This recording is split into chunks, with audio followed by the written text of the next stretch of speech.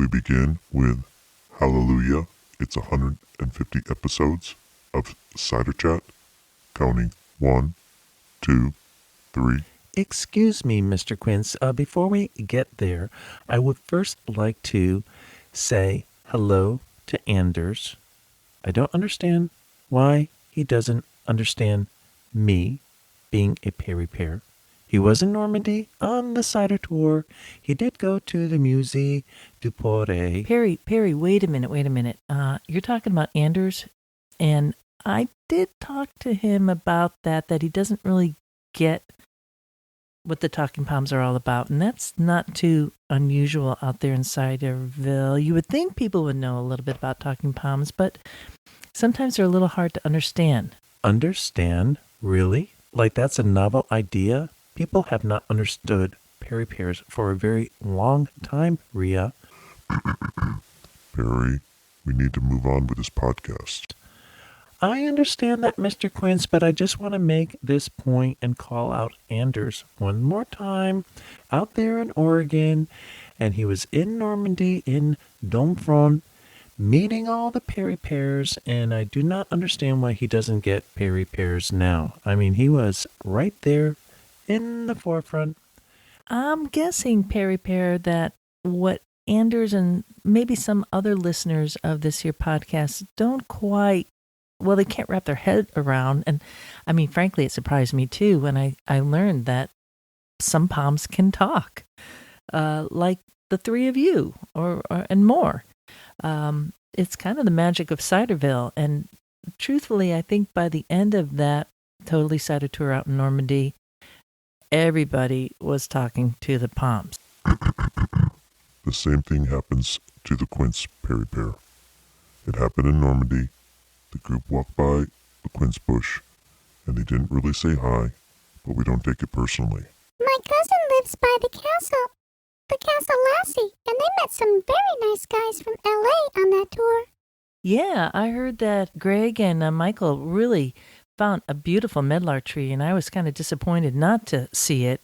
So there's always next year, because we'll be doing that tour again in September, coming up in 2019. Well, I suppose that gives me a whole year between now and next year's Normandy trip to prepare listeners on how to speak to a Perry Pear, because you never know if a Perry Pear or a talking Pomme may talk back. Well, we don't bite, do we?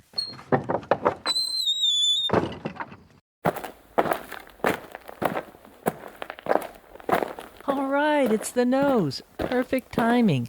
I'm having a conversation here with the Talking Pommes about people out in Ciderville not really understanding what the Talking Pommes are about or being able to understand what they say. So maybe you could shed a little bit of light on how to explain the Talking Pommes to Ciderville. What do you think about that? Congratulations, 150 episodes. That's awesome. Hello, Medlars. Hi, Nose. Mr. Quince, good to see you. Good to see you, as always. Hi, Perry Pear. Nose, what do you think about this? That Anders didn't understand that I can talk. I think sometimes people have to stretch their imagination a little more than usual to consider that Pommes can talk. And I really think that you all are innovative pioneers in this field. Innovative? In the field of Ciderville? Indeed. Something I am quite familiar with, Nose. Oh, these pears. Speaking of fields, I'm glad I wore my boots today because the field was really wet outside. And to take this pun just one step further, I brought some cider to share made by Field Maloney of West County Cider today. It's a really yummy ginger gold single varietal. Were you there just at their new tasting room up in Peckville Lane or Orchard? It's Peckville Road in Right. Shelburne, right near Apex Orchards, and they have a really sweet tasting room. They have 2 taps coming out of a cement wall. They had a maple and their red field were both on tap. That red field, they're really well known for, aren't they? So the ginger gold. Well, let's have a little bit of that. And what about this whole conversation around the Pommes? Is it that they're innovative? Is that just it, or what is it about the fact that people don't necessarily understand that they can talk. We just have to say it's the magic of Ciderville. Would you agree? By the way, cheers. Cheers, everybody. Cheers. I'd have to agree. Tart. These are the first talking Pommes that I've ever met. I know. Hey, speaking of which, Pommes, Nose and I are going to get right into... Sorry, I got a little bit of cider there. Nose and I are going to get right into the conversation of this episode. What do you say that we take it from here? Go ahead. I am stepping out into the orchard and having an innovative conversation with some Perry pears. Counting 1, 2, 3. Take it away. Hey, welcome. I'm really glad you can make it to this episode, 150 episodes of Cider Chat. It's really incredible. It's been such a fun journey to be a part of and watching from the sidelines as well. I feel like there's so much to look forward to, and everything that I think about that has happened over the course of 150 episodes, it almost blows me out of the water to take it all in. All the people that I've met along the way, whether they're commercial or non-commercial, that have helped and supported this podcast. Actually, that's where I'd like to start, if you don't mind. If we go right into talking about some of the support of the people who have actually made it possible for this here podcast to roll forward. Sure, I'm all for focusing on possibilities. Let's begin with some of the new commercial makers who joined the Cider Going Up campaign this year. And that really floored me. We're going to start with the folks in Herefordshire. That's Ross on Wye Cider and Perry Company. And they are in that area of Herefordshire that has some outstanding producers. And the fact that they noticed the podcast, joined the Cider Going Up campaign. You know when you find like a cider and you're like, oh my gosh, I can't believe the cider's so good, and who are these people behind it? And then you actually start creating a relationship with a cider maker. It personalizes it for me. And so when I raise that glass, I'm thinking, holy cow, I am out in the orchard, walking along the lane, looking at their beautiful heritage apple trees, their cider trees, and tasting a bit of their sunshine. They were kind of like one of my celebrity ciders, and they joined the Cider Going campaign. Who would have thought? That's beautiful. It is totally beautiful. It makes me wonder, do people have that same experience when they go to the liquor store and they try a cider for the first time? Are they thinking about the place that that cider was made and the people that are behind the production of it? That's a good point. I think a lot of times folks go to a store, like you say, and they're buying by what the label says. What's the picture on it? What's the font? How catchy is it? Or like the person in the tasting room yesterday that was buying based on ABV. Right, alcohol by volume, yeah. And was thinking about caloric. Caloric count. Because she was on a diet and thinking, I primarily go to wine. I don't go to cider because I'm worried about it being too high in calories. Wasn't she surprised to learn that actually, if it's a lower ABV, you have less caloric count, less calories, than you would if you're grabbing 11% wine. And there's a perfect example of being on site at a cidery that's near where the apples are growing to be able to further educate someone where they're not going to get that necessarily where they're not going to necessarily get that information if they go to a liquor store to buy a bottle. That's part of like the education. But we are kind of going a little off topic here once again, but that's what happens in Ciderville, doesn't it? I want to go on a little bit more with some of the people I want to thank here.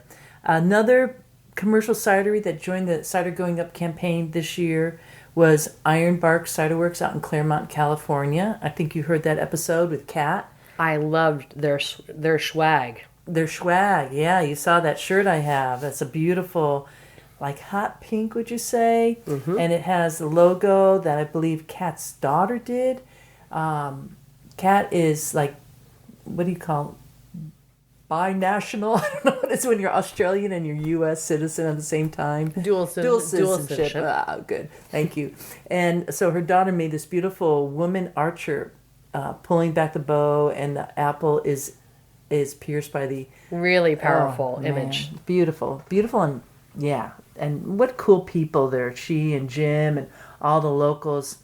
I love what they're doing with cider because they're less of a traditional cidery in terms of that they don't have that cider apple variety right now, but they're really meeting their audience, their locals. And that's the beauty of cider, whether you are more of a traditionalist or you're thinking, oh, I want something that's really healthy for my body, and taking it from that approach. Well, and one of the things that I appreciated about learning about them was that they were really bringing a lot of art into their craft.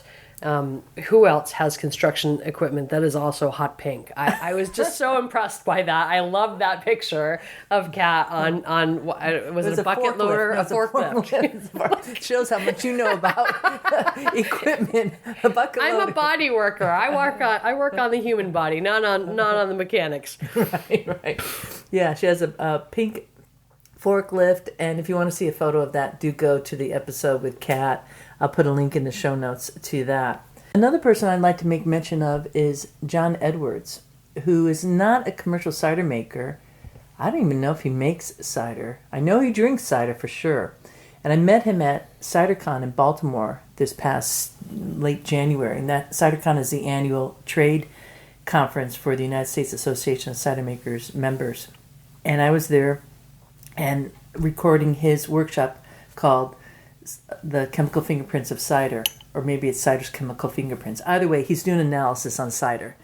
And we were talking afterwards, and he was basically asking me, how can I support the podcast? Knowing that it takes a bit of money to support and keep it on the air and pay for just monthly hosting needs, music, all that stuff that goes into production. And I mentioned that there is the Cider Going Up campaign, which originally I thought would be for commercial cider makers. But in talking to John, he said, well, I could do that. I have a business. My business could do that. And his business is called NMR Processing Services. And they do spectrography. I think I got that right. And do analysis of liquids, and they also do that for cider analysis too. To think that this guy, a business that's not necessarily super cider directed, said, I'm going to take a step here and still support you with an outside business, really outside of the cider industry, just to help you stay on the air. That was pretty amazing. So I'd like to just raise a glass to John Edwards for doing that, because that was a model, right?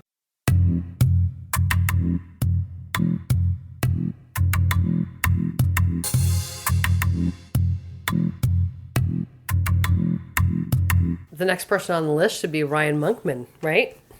Yeah, Ryan is a real special guy, a Canadian, who we gotta love the Canadians. It's just an amazing country. Everybody up there is fantastic. I love doing a blanket statement of a country, but that's the way I feel. I really do. Well, and he personally worked really, really hard to bring you in particular to that area of Ontario. Yeah. What's happening in Ontario is phenomenal. And if not for Ryan, I wouldn't have been able to produce, I don't know how many episodes, I think like 10 episodes right now on the scene happening for cider in Ontario and all around Lake Ontario. And Prince Edward County, that was all part of that, right? Well, Prince Edward County is to the north of Lake Ontario. It's on the shores. And that's where his cidery, Fieldbird Cidery, is located. And he and his wife, soon to be second child, will be moving forward, I guess you would say. Yay. Cheers to them all. This winter, this early winter. And they have purchased a biodynamic farm, so they're going to be doing that. So that was really quite interesting. But he brought me to a number of different places all along the route, all these cideries that their voices really need to be heard. And when he first contacted me, he said, well, how can we do this? How can we get you up here? And I said, well, I need to be sponsored, because otherwise I'm, taking a lot of time. It's all out of pocket. And though I'd love to do that, I, contrary to popular belief, am not a, multi-millionaire by any means. So he said, well, let's make it happen. And he did. And that guy, his insight and willingness to share. If people haven't followed him on Instagram, they should. It's Ryan Monkman or Fieldbird Cider. He has 2 different handles there on social media. So smart, so poetic, and the work that he's doing with barrels. We had the little episode with him and his buddy Lee on barrels and batonnage, and that's at Kenty Winery where he really has all his cider stored, which is right at Prince Edward County. Two good buddies, and he's going to be at Cider Days coming up. I was just going to ask. I thought I saw his name coming up for Cider Days. Yeah, he's going to do cider and oak. So he's going to be working with oak. He's going to have a tasting of some of his cider, and I know it's going to be educational. And of course, I'm sure he's going to be talking about some American oak barrel that he has. He has a barrel. So he's playing around a bit with the oak, and he has a very interesting perspective. And I think that this was what it informed me at a different level. Like in the cider world, it's new in many ways. Even though it's old, it's new, especially in the U.S. And so folks are learning kind of like on YouTube or all these different ways via Cider Chat, of course, too. But there's not this kind of lineage that you have in the wine world in that same way. Unless you have people like Ryan, who has straddled both worlds now.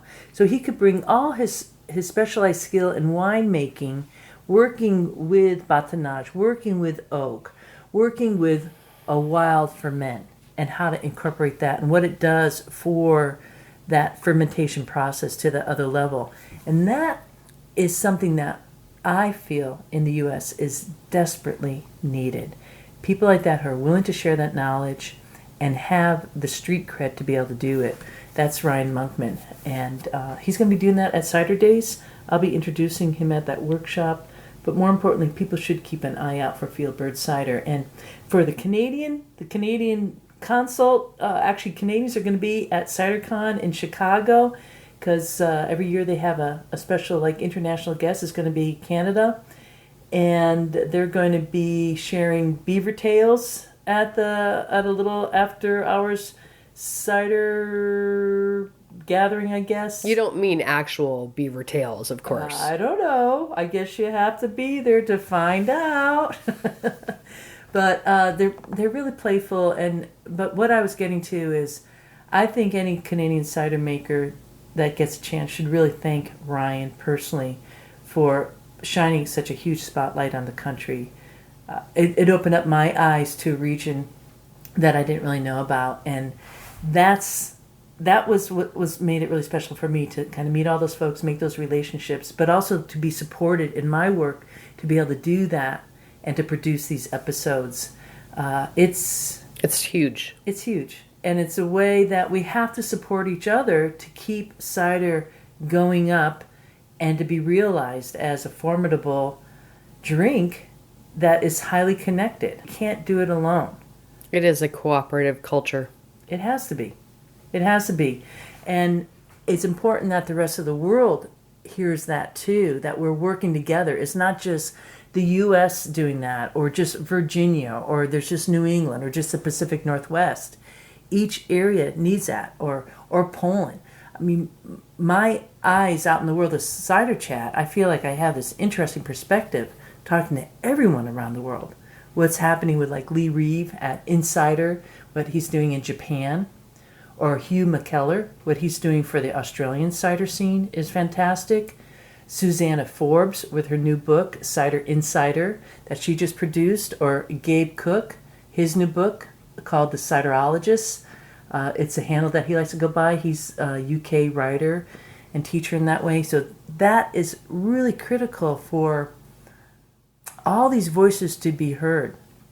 And I'm very pleased to be able to have this form of Cider Chat, like bang those drums loudly and let people know that our biggest asset is each other. Not just the apple, it's each other. And don't ever underestimate the people connection, because without the people, the cider wouldn't be fermented. And so it's equally as important to really support the apple industry and getting cider apples in, but people who are doing that work need the support, and we need to be feeling connected. Well, if I may, please, I would love to thank you for your work as a cider ambassador, because I really think that you're a valuable person in the cider world and the cider culture, and you have a real talent of bringing people together all over the world in this whole cider culture, and helping to educate folks that are outside of that world, and keep the people that are in it feeling connected, because I think you've gotten many emails from people in the past year thanking you for that in particular, right? You've heard from people saying, I'm in the middle of nowhere. Thank you for doing this. Thank you for producing this show. It helps me to know that I'm not out here alone doing this. Yeah. No, thank you. That's really kind of you.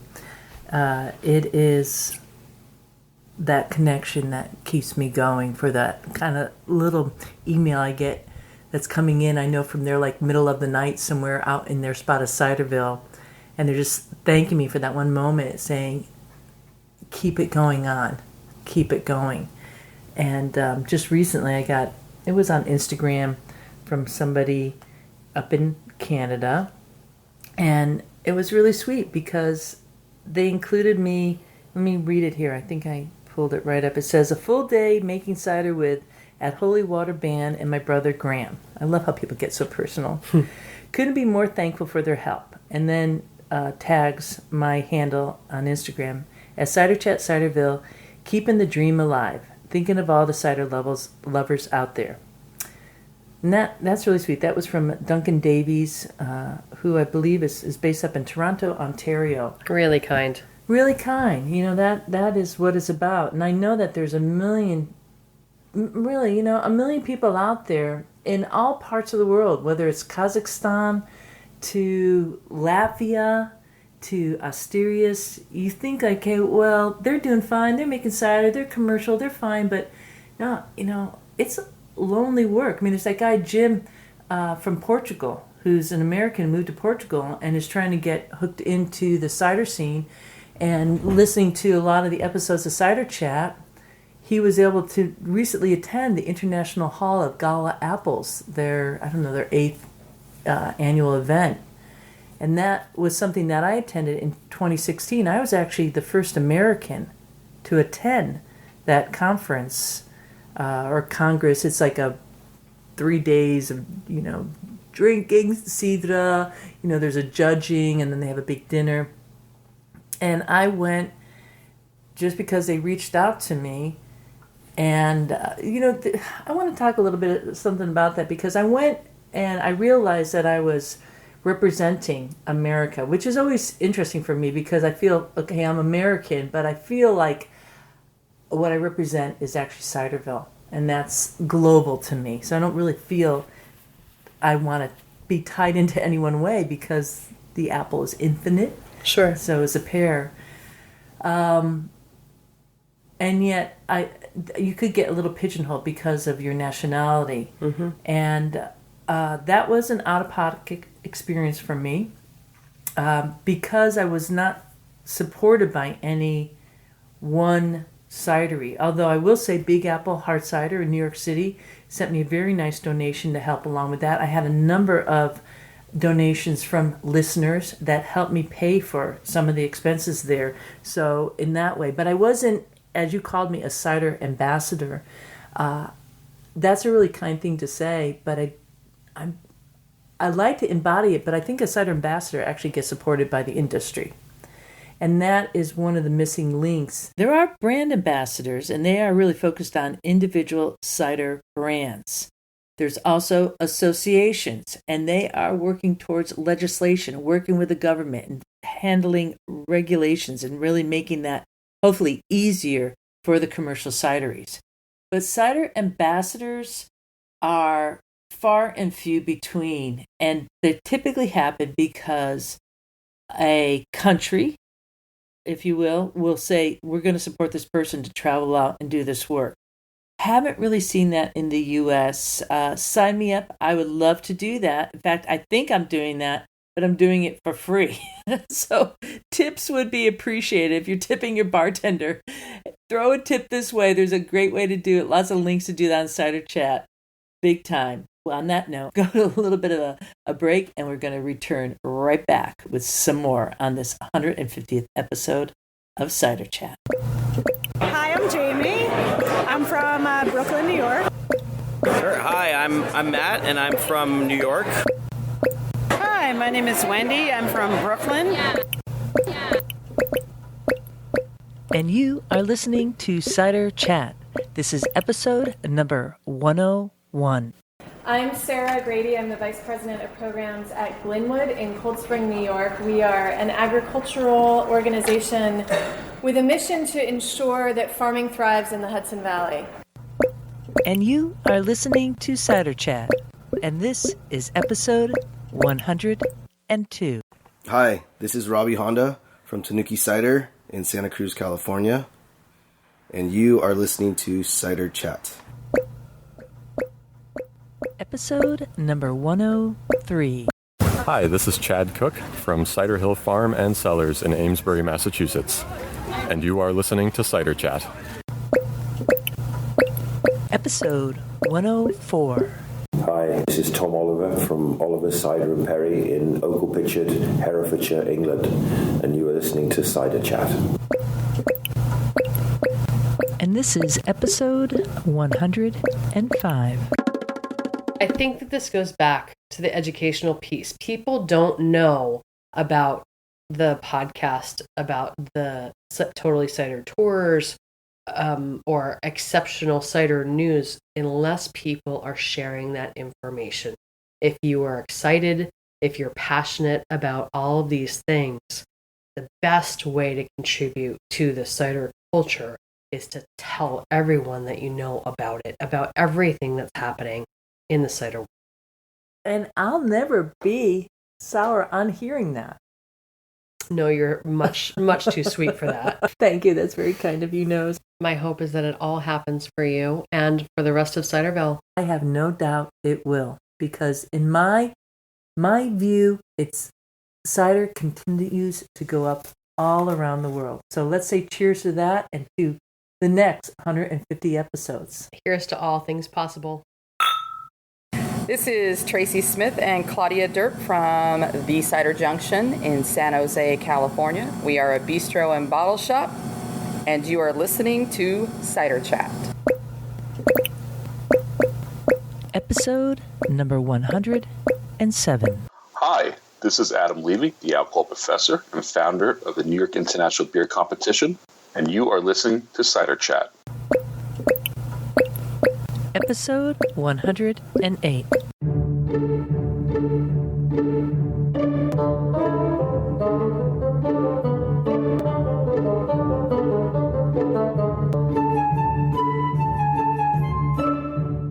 Hi, this is Katie and Eric.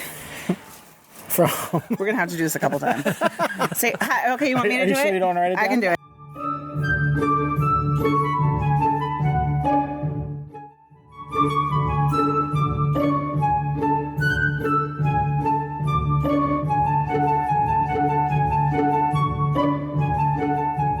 Hi, this is Katie and Eric from Ryder Ranch Cider Works in Santa Cruz County, California. And you're listening to Cider Chat.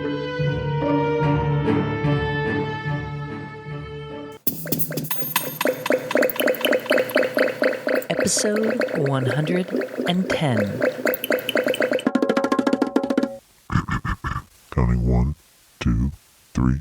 Thank you, Mr. Quince. We are back with episode 150. A big tip of the glass to the Nose for helping me share this memorable episode. Certainly to be able to get past 8 episodes, they say, for a podcaster, if you could get past that, then you have a good chance of carrying on. And had you told me that I'd be doing 150 episodes at this point, 3 years into Cider Chat, I don't know what to say about that. But I'd like to stay on a little bit of a thread and just kind of continue thanking some folks out there. There's been a lot of people along the way who have provided donations, some that I've mentioned.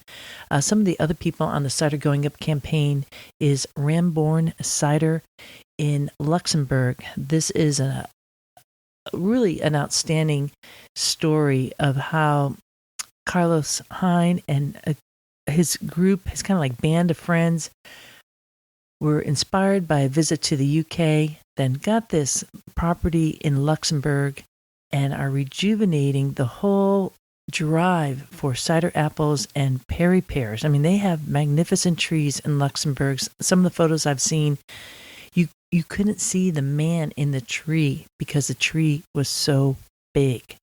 And that he was up in that tree, I believe, taking out mistletoe, which is a little bit of a problem for them. And for a lot of people, mistletoe can be very invasive.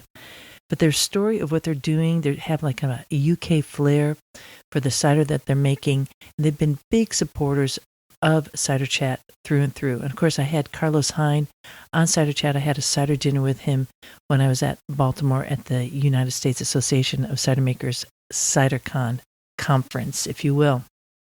So thank you to Ramborn Cider Company for being part of the Cider Going Up campaign.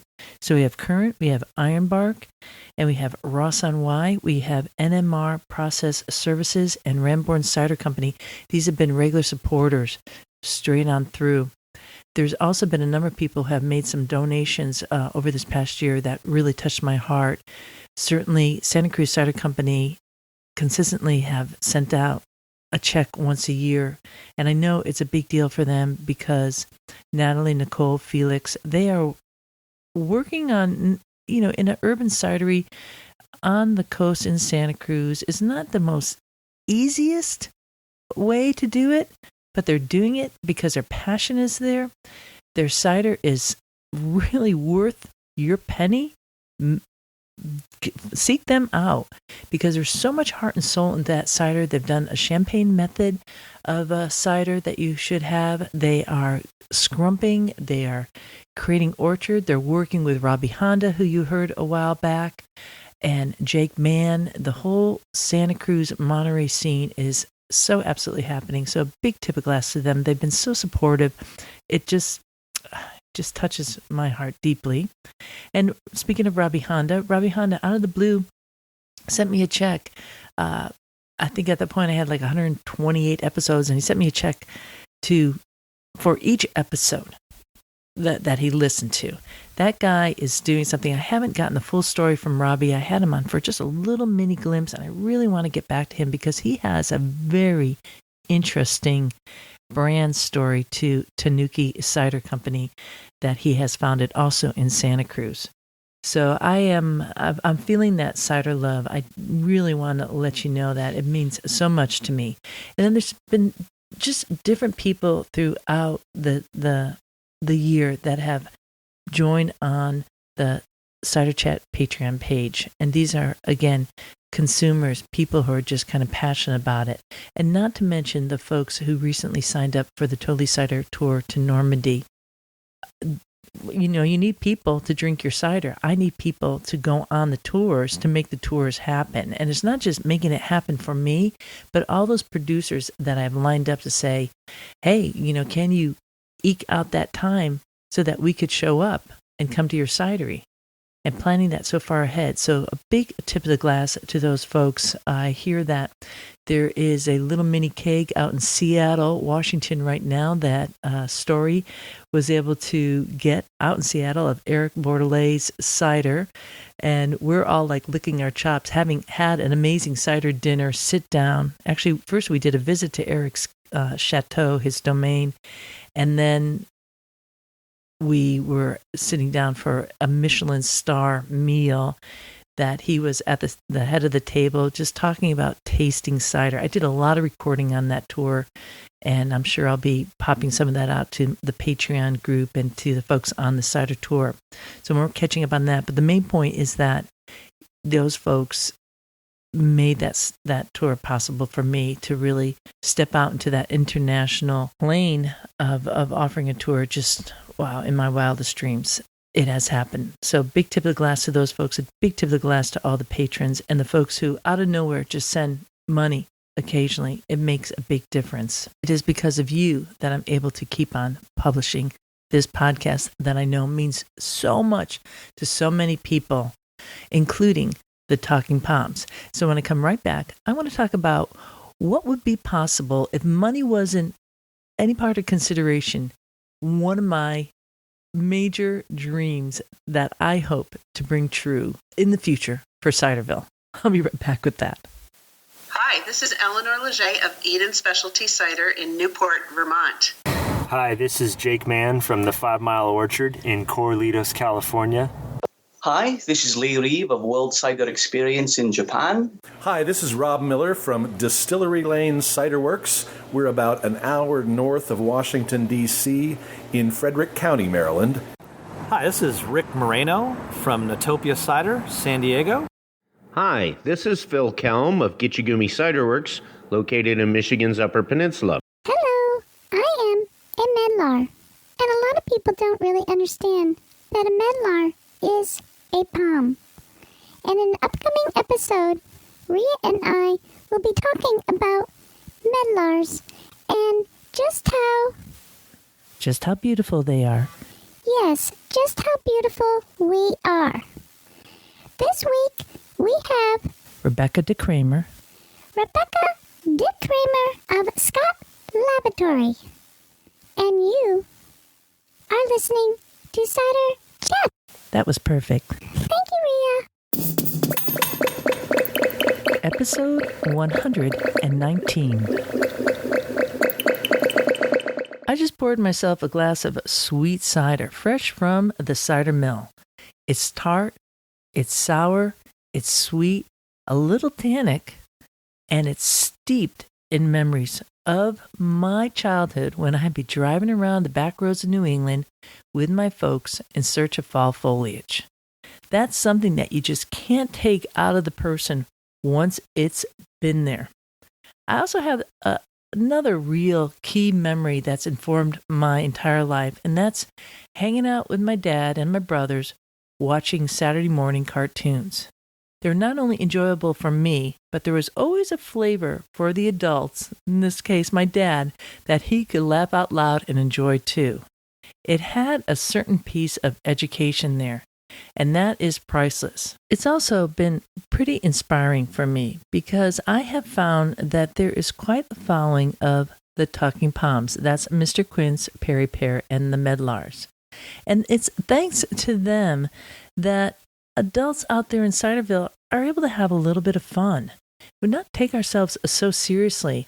And it's my hope that some of you who might be driving around with your kids might be able to share a little bit about who Perry Pear is and Mr. Quince and the Medlars.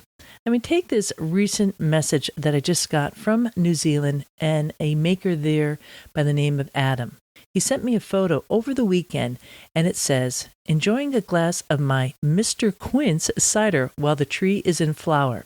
And he sent 2 beautiful flower photos, the white petals, the little stems coming up are red-tipped, and then a glass of the cider with a clear blue sky in the background, because if you know what's going on right now in the Southern Hemisphere, they're entering into more of their summertime, and that liquid looks super clear, slightly, I would say, a light amber.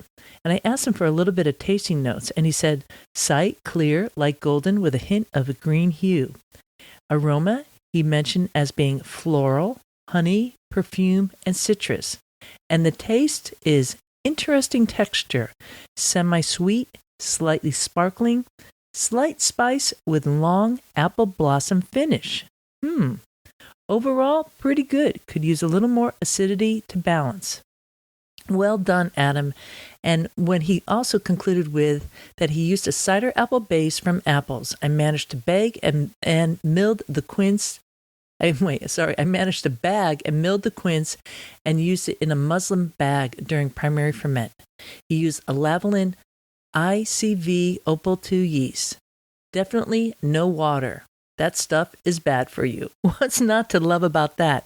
In fact, regular listeners may recall when Mr. Quince came on to tell Adam, when he was looking for a quince to pick, how to pick a quince during the perfect ripening season.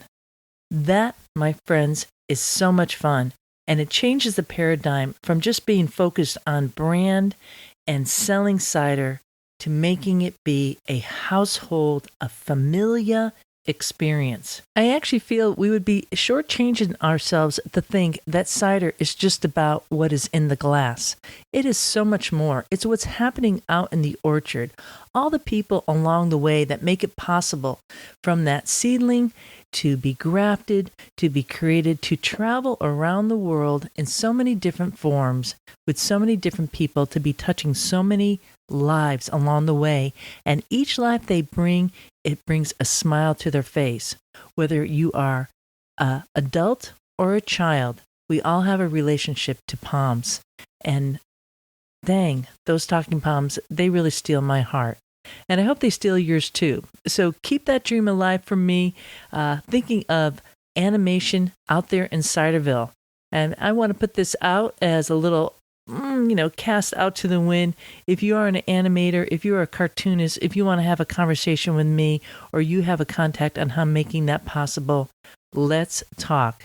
Because the time is now. Shoot. If you have Misfit Toys doing it out there in Toy Story, why not do that with the Pommes? Think about how that would change the absolute paradigm for the consciousness of cider. I'm not shy about shouting it from the mountaintop that being in Ciderville is just a delightful place to be. It's one part raising a glass as adults and responsible drinkers, and it's two parts about family and how we all work together to make the apple move from the orchard into the glass. So when I return, I'm going to share one more topic with you on what you could do right now to come along with me and have a bit more fun now this fall out there in Ciderville.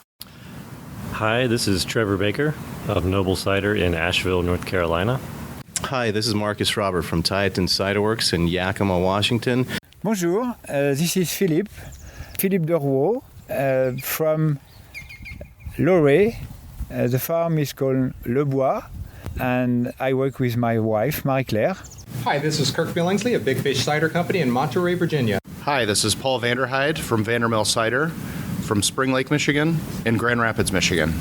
Hi, this is Susanna and James Forbes from Little Pomona Orchard and Cidery. And you are listening to Cider Chat. Hi, this is Matt DeLong from Ridge Cider Company in Grant, Michigan. Hi, I'm Tom Bell. I live in Cohasset, Massachusetts, which is right on the coast just south of Boston. I grow my own apples in my backyard that are part of an old estate, and some of them are over 100 years old. I just won the Best of Show in cider at the 23rd Annual Boston Brew Competition, and I'm ready to, what am I ready to do? I'm ready to pause and say, and you're listening to Cider Chat. and you're listening to Cider Chat. And you're listening to Cider Chat.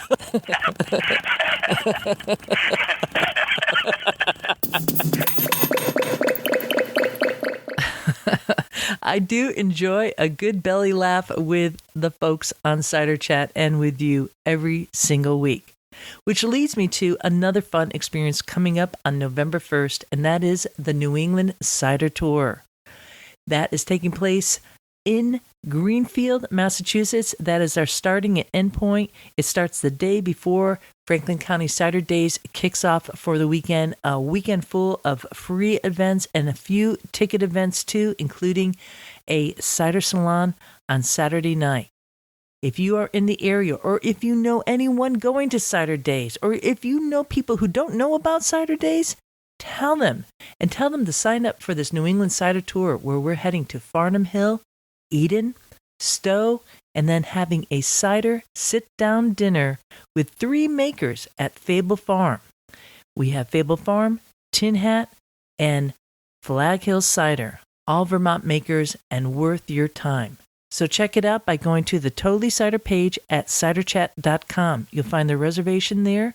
The doors are closing on October 22nd to make this tour happen.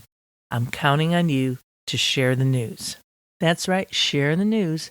I'll say it once, I will say it again, that cider is going up around the world. Hi, this is Carlo Hein from Ramborn Cider Co. in Luxembourg, Europe, and you are listening to Cider Chat. Episode 129. Hi, this is Thierry Lemaire of Nuance Winery Supplies, located in France/Ontario. Hi, this is Louis Onfleet of Radio USA, located in Santa Rosa, California. Hi, this is Ryan Monkman from Fieldbird Cidery in Prince Edward County, Ontario, the north side of Lake Ontario. The TTB don't care how you analyze your stuff as long as it's validated. You know that when they test it, you're going to get the same number, all right? Episode 133. Hi, this is Joe Gatz of Kurant Cider in Pennsylvania. Hi, this is Nathan Williams of Somerville, Massachusetts. I was awarded Cider Maker of the Year 2018 at the National Homebrew Competition held by the American Homebrewers Association in Portland, Oregon this year. Hello, this is Alex Peckham from Peckham Cider, Nelson, top of the South Island of New Zealand. Hi, this is Gavin Robertson at Niagara College Teaching Winery in Niagara-on-the-Lake, Ontario, Canada. Hi, this is Val. Brent. And Kat of Heartwood Farm and Cidery. Located in beautiful Ospringe, Ontario. About an hour northwest of Toronto. Hi, this is Kat from Ironbark Cider in Southern California. We make SoCal-style cider, light, irreverent, kind of cheeky. Hi, this is Mark Skinner of Windswept Cider, located in beautiful Meaford, Ontario, up in South Georgian Bay. Check. C'est moi, Perry Pear. You can't get there from here. What are you doing, Perry? I am practicing my French and New England accents. Of course, it's very New Hampshire to say, you can't get there from here. You're a wicked pissa, Perry. How does that sound? Not bad, Mr. Quince, not bad. A little bit more accent and looseness with your tongue might help. Quinces don't have tongues, Perry. Right. Perry Pear, can you bring us into this episode? Of course. Hello, this is Perry Pear. I suspect you already know that because you, like I, enjoy Perry, or what is known in France as porree. And believe it or not, they also make it in Vermont and New Hampshire. Although I am not quite sure.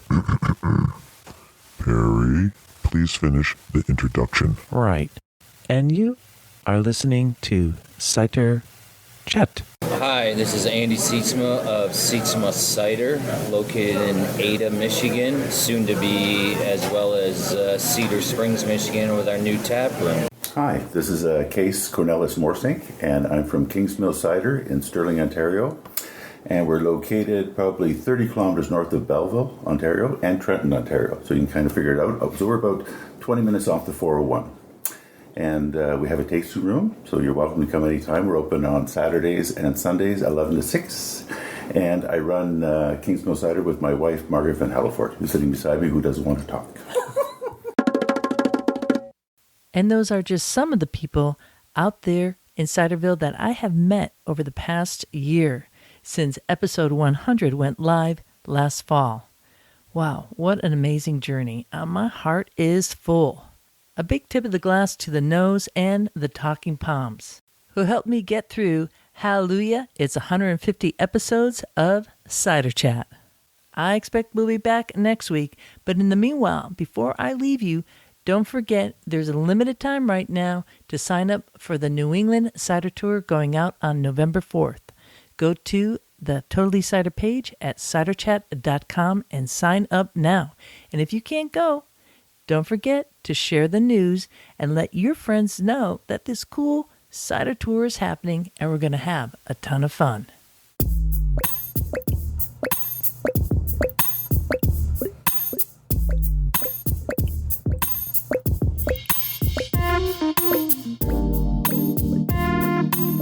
In the meanwhile, this is Rio Windcaller signing off for now. Looking forward to seeing you in Ciderville.